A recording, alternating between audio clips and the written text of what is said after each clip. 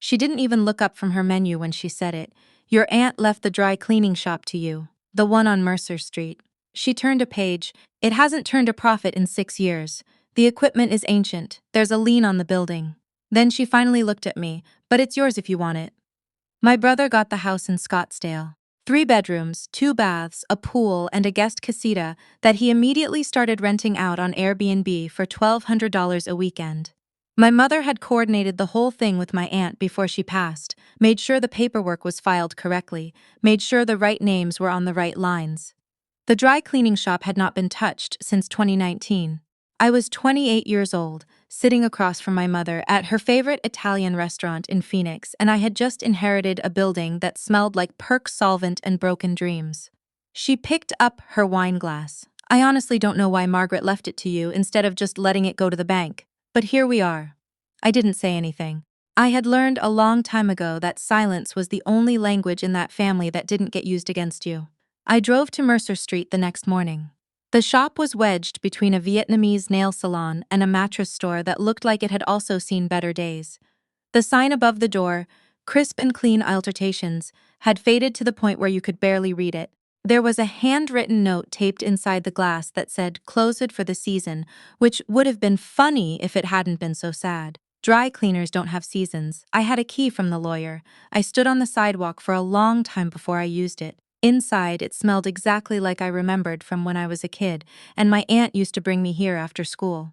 The front counter was still there. The little bell above the door still worked. The plastic-wrapped garments still hung on the conveyor rack like ghosts wearing their best clothes. My aunt had kept this place alive for 31 years. 6 years of struggling didn't erase 31 years of getting up every morning and unlocking that door. I sat down on a folding chair behind the counter and I cried. Not because I was sad. Because I was angry, and because I didn't know yet what to do with that. I should tell you something about my family so you understand what I was walking into. My mother grew up poor in Tucson, the kind of poor where you wore your cousin's hand-me-downs and you didn't tell anyone at school. She married my father when she was 22, and he built a decent life in commercial real estate before he died of a heart attack when I was 11. She raised my brother and me on what he left behind, and she did it with a particular kind of discipline that I can only describe as love with conditions attached. My brother, 4 years older than me, broad-shouldered, confident in the way of people who have never had their confidence questioned, was the plan. He was the one who was going to carry the family name, manage the family money, make the right decisions. My mother had decided this when he was about 7 years old, and she never revised her position. I was the one who went to community college because she said the university was too expensive, then transferred, then paid my own way through the last 2 years. I was the one who moved into an apartment with 2 roommates at 22 and figured out health insurance by myself and learned what a W-2 was without anyone explaining it to me. I was the one who sent money home when she said things were tight, even when things were also tight for me. My brother was the one who got the calls when big decisions needed to be made. I was the one who got the calls when someone needed to be picked up from the airport. I want to be clear, I loved my mother, I still do. That's the part that people who haven't lived inside a family like mine sometimes don't understand. You can love someone completely and still see them with perfect clarity. I did not tell anyone about my plan right away, partly because I didn't have one yet, partly because I knew what would happen if I did. What I had in those first weeks was a shop with a lien on it, equipment that a technician told me was functional but not ideal, a lease that had 8 months left, and a business license that had lapsed. I also had $11,000 in savings, a full-time job doing accounts receivable for a logistics company, and every weekend I was not working. I started reading everything I could find about dry cleaning operations, small business turnarounds, SBA loans, lien payoffs, commercial lease negotiations. I read until my eyes hurt. I watched YouTube tutorials about garment care and pressing techniques at 11 o'clock at night. The lien was the first thing. It was $14,200 in back-out property taxes from the years my aunt had been sick. I called the county assessor's office and asked about a payment plan. They had one. I set it up. It would take 18 months to clear, but it would clear. I called the equipment company that serviced the machines and asked them what it would cost to get everything up to current standard. The estimate was steep, but the man on the phone, his name was Earl, and he had been servicing dry cleaning equipment in the Phoenix metro for 22 years, told me that my aunt's machines were actually well maintained underneath the age. She knew what she had, he said. She took care of them. That hit me harder than I expected. I renewed the business license. I called a commercial cleaning company to scrub the shop from floor to ceiling. I ordered new hangers. I had the sign repainted. I designed a simple website on a Sunday afternoon and posted it to a local Facebook community group that evening. Just a photo of the freshly cleaned front window with the words, "Crisp and clean is coming back. Same location, same care, new energy." 47 people commented. 16 of them said some version of "I have been waiting for this." I did not tell my mother any of this. I did not tell my brother. The shop reopened on a Tuesday in March, 8 months after I got the keys. I had taken 2 weeks of vacation from my regular job and I worked 14-hour days to get there. My best friend, who had driven up from Tucson to help me paint the interior walls, told me I looked unhinged in the best possible way. I probably did. The first week was slow. The second week was less slow. By the end of the first month, I had a small but steady stream of customers. A lot of them older. People who remembered the shop from my aunt's time, people who had missed having a good alterations option in the neighborhood. A woman brought in a wedding dress that needed to be preserved. A man brought in his late father's military uniform. Another woman brought in 7 blazers and asked if I did rush orders. I hired a part-time presser named Wanda, who had 30 years of experience and had been driving 40 minutes each to a shop across town since her previous employer retired. She showed up on her first day with her own pressing cloth and a no-nonsense look on her face, and within 2 weeks she was the reason people came back. By month 4, I had paid off 2 installments on the lien. By month 6, I had hired a second part-time employee. By month 8, I had cleared the lien entirely, ahead of schedule, and I owned the building free and clear. I remember the day I got the payoff confirmation in the mail. I was standing in the back room and I read it twice and then I folded it carefully and put it in my jacket pocket. Wanda asked me if I was okay. I said yes. She looked at me for a long moment and said, "You don't look like someone who's okay. You look like someone who just won something." She wasn't wrong. I should also quietly done something else. 6 months in, when the business was showing enough consistent revenue to qualify, I had applied for an SBA 7A loan to purchase the building next door, a vacant unit that the mattress store had vacated and whose landlord had been trying to unload for almost a year. The SBA approved the loan. I closed on the unit 4 months later. In the paperwork for the new unit, I established an LLC. I called it Mercer Street Holdings. I was the sole member. I want you to hold on to that detail. My mother found out about the shop in month 9. She found out because my brother told her, and my brother found out because he saw a tagged photo of the storefront on a mutual acquaintance Instagram page. He called me at 9 in the morning on a Saturday, and the first thing he said was, "When were you going to tell us? Not congratulations, not how is it going. When were you going to tell us?" I said, "I've been busy." He said my mother was upset. I said I wasn't sure why. He said she felt left out. I said I didn't remember her feeling left out when she made decisions about my aunt's estate. That was the wrong thing to say, but it was the right thing to say, and those two things can both be true. My mother called me 2 days later. The conversation was long, and I will spare you most of it, but the part that mattered went like this. She said she was proud of me, and I could tell she meant it, which made what came next harder.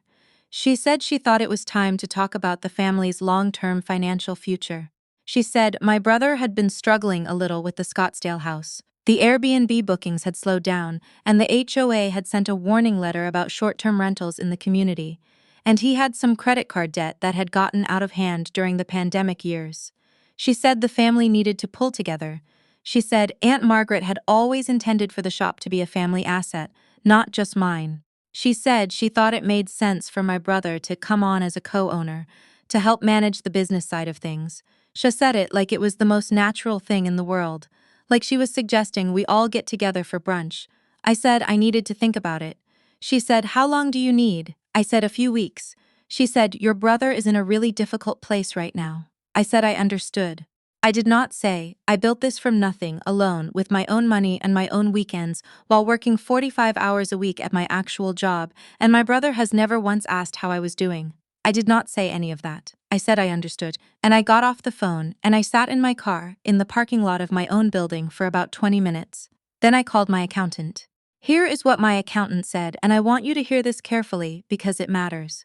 She said that if I added a co-owner to the LLC without a detailed operating agreement that specified my rights, contribution history, and decision-making authority, I would essentially be handing over partial control of an asset that I had built entirely on my own. She said co-ownership disputes in family LLCs were among the most expensive and emotionally destructive legal situations she had seen in her career. She said, I should think very carefully about whether the relationship I was trying to protect was worth the risk I was being asked to take. Then she said something that I think about a lot. People don't usually ask for a piece of something that's struggling. They ask for a piece of something that's working. I called my mother back after 3 weeks. I told her I had thought about it carefully and I was open to bringing my brother on as a consultant for a limited engagement to see if his skills were a good fit for the business. I said I was not ready to discuss equity. I said this in the calmest voice I have ever used in my life. She pushed back. I held the line. She pushed harder. I held it again. She said I was being selfish. I said I was being careful. She said those were the same thing. I said I didn't agree. She eventually got off the phone. My brother texted me that evening. Just heard. That's really disappointing. I read it. I did not respond. What happened over the next several months was slower and quieter than I expected, and also worse. My mother began telling people, extended family, friends of hers, a version of the story in which I had inherited a thriving business from my aunt and was refusing to share it with the family. In her version, my aunt's shop had been a success all along and I was simply being territorial. At Thanksgiving, my uncle, her brother, a man I had always liked, pulled me aside to say he hoped I would reconsider. He said family was family. I nodded and said I heard him. My cousin, who was 20 and did not know anything about anything, told me at the dessert table that she thought I was being really cold. My brother came by the shop once, unannounced, on a Wednesday afternoon when Wanda and I were in the middle of a rush. He stood at the front counter with his hands in his pockets and looked around for a while. He asked how business was. I said good. He asked what the monthly revenue looked like. I said I wasn't going to discuss that. He smiled in a way that didn't reach his eyes and said he was just curious. After he left, Wanda came and stood next to me. She didn't say anything. She just refilled my coffee cup and went back to her station. I want to tell you something about that period. It was genuinely hard. I know the word toxic gets used a lot now, and sometimes it gets applied too broadly, but what my family was doing, the quiet campaign to rewrite history, the social pressure, the showing up uninvited, it was wearing. I went home some nights and I lay on my couch and I thought about how much easier it would have been to just give them something. A title, a role, a check. Something that would make the noise stop. I thought about it a lot. And then I would get up the next morning and open the shop and Wanda would be there and the first customer would come in and there would be work to do. That's the thing about a small business. It doesn't care about your family drama. It just needs you to show up. So I showed up. The second unit opened in month 14. I had converted it into a tailoring and alteration studio, a separate service from the cleaning side with its own booking system and its own pricing. I brought on a tailor named Henry, who had spent 20 years working for a bridal shop that had closed during the pandemic and who could do things with a needle and thread that seemed genuinely impossible. He altered a vintage suit once while I watched, and I had to stop myself from applauding. The two businesses fed each other. Customers who came in for cleaning started asking about alterations. Customers who came in for alterations started bringing in their cleaning. I ran a promotion in November, bring in 5 pieces for cleaning and get a complimentary hem or button replacement, and the response was more than I could handle for a week. I hired a third employee, then a fourth. By the end of year 2, the combined revenue of both units was just over $400,000. That number still startles me when I say it out loud. I say it because I want you to understand what was at stake when things started to unravel. My brother, it turned out, had stopped making payments on his Scottsdale house.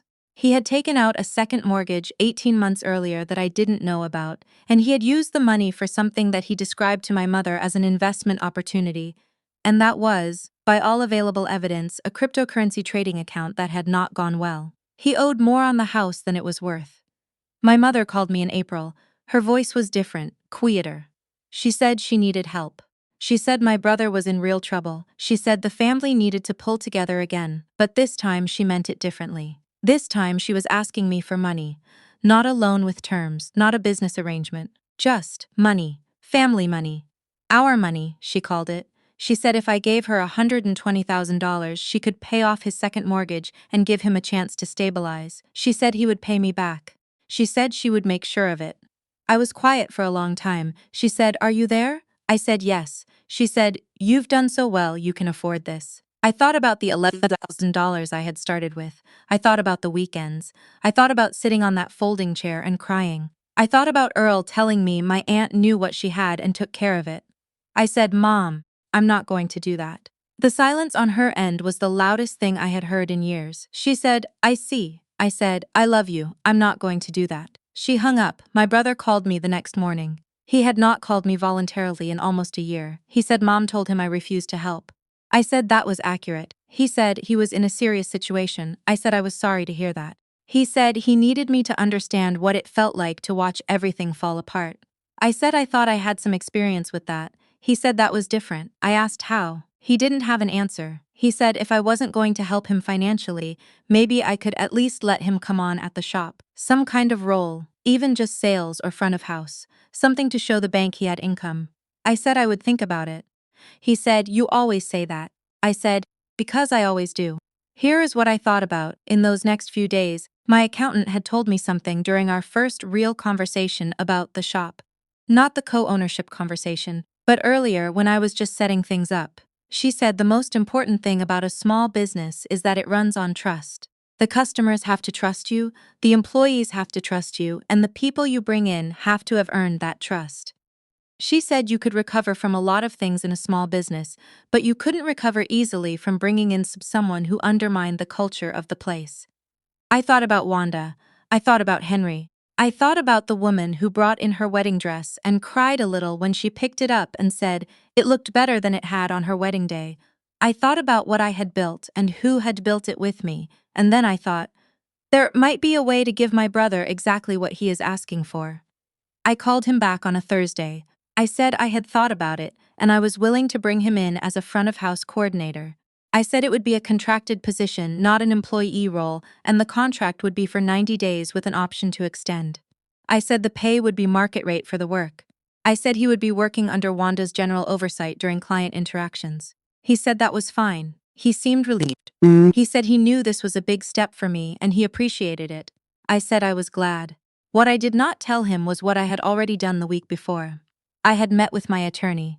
Together we had restructured the LLC operating agreement. Mercer Street Holdings was formally divided into two classes of membership interest. Class A, which carried full voting and financial rights, and Class B, which carried no voting rights and no access to financial records. The Class B interest existed on paper as a placeholder for future equity arrangements, but in order to convert Class B to Class A unanimous vote of Class A members was required. I was the only Class A member. I also filed an amendment to the DBA registration for the second unit under a separate holding entity, one that my brother had no connection to at all. I am not going to pretend I felt great about this. I want to be honest with you. There was something in me that still wished I didn't have to do any of it. That I had a different family. That my brother was someone who had called me when my aunt died, not to ask about the assets but to ask how I was doing. That my mother had looked at what I built and felt proud of me the way a mother is supposed to feel proud of her daughter, without immediately calculating what could be extracted from it. But I had learned over 2.5 years that wishing for a different story doesn't change the one you're in. My brother worked at the shop for 11 days. On the 12th day, he didn't show up. He texted at 10 in the morning to say he had a conflict. On the 13th day, he didn't show up either. Wanda told me, very calmly, that 2 regular customers had mentioned that the young man at the front counter had given them incorrect pricing on their orders, and that one of them had been overcharged by $30. I called my brother. He said he was dealing with something. I said the contract required 48 hours notice for any absence. He said he hadn't realized that. I said it was in the document he signed. He came back for 3 more days. Then he stopped coming back. I sent a formal notice of contract termination to the address on file, his, and a copy to my attorney. The 90-day contract had a clause that voided any future equity discussions in the event of early termination without cause. My attorney had insisted on that language, and I had been glad to include it. I did not hear from my brother for 6 weeks after that. My mother came to the shop in August. She didn't call first. She walked in on a Tuesday afternoon wearing sunglasses and a linen blazer, and she stood at the front counter and looked around the way my brother had, except she looked longer. She looked at the pressed garments on the rack, the framed review from a local magazine I'd had mounted near the door, the small vase of flowers Wanda kept on the counter. She took off her sunglasses. She said, "Margaret would have liked this." I said I hoped so. She said, "I didn't come here to fight." I said, "Okay." She sat down in the waiting area. I had put 2 chairs and a small table with a lamp near the front window, because people sometimes had to wait. And she was quiet for a minute. I stayed behind the counter. Wanda had disappeared into the back with the tact of someone who had seen everything and processed nothing visibly. My mother said, "I think I handled this wrong, the way I handled things after Margaret died. I think I was trying to protect your brother and I didn't stop to think about what it was like for you." I didn't say anything. She said, "That's not an excuse. I'm just telling you what was happening." I said, "I know." She looked at me. "Are you okay?" I said, "I am, actually." She looked around the shop again. She said, $400,000. I said, "I didn't tell you that number." She said, "Your uncle ran into your accountant at a church function. That was something I would need to address, but I let it go." My mother sat with her hands folded in her lap, and she looked like someone who had come to say something that she had been working up to for a long time. She said, "I spent so many years thinking your brother was the one who would take care of things, and I don't know when I decided you were the one who didn't need taking care of." She paused. "That wasn't fair." I thought about saying, "No, it wasn't." I thought about saying, "I paid my own tuition and my own insurance and sent you money when you asked, and you gave me a building with a lien on it and laughed about it over dinner." I thought about saying a lot of things. What I said was, "I know you love me." She said, "I do, very much." We sat like that for a while. Then she asked if I had anything she could bring in to be cleaned. I told her to bring her winter coats in October. She said she would. She stood up and put her sunglasses back on. She looked at the framed review on the wall one more time. She said, "I'm proud of you." I said, "Thank you." She left. I stood at the front counter for a minute after the bell over the door stopped ringing. Wanda came out from the back with a garment in her arms and she glanced toward the door and then at me. She said, "That your mom?" I said, "Yes." She nodded. She went back to work. I went back to work too. There were 12 orders due by 5 o'clock, and Henry needed me to sign off on a supply order, and the booking system had flagged a double entry for Thursday that needed to be fixed. The shop was full and running and mine. Everything I had built was exactly where I had put it. And for the first time in a long time, standing there under the hum of the machines and the smell of clean fabric and pressed cotton, I felt something settle quietly in my chest. Not victory, exactly. Something quieter than that. Something that felt, if I had to name it, a lot like peace.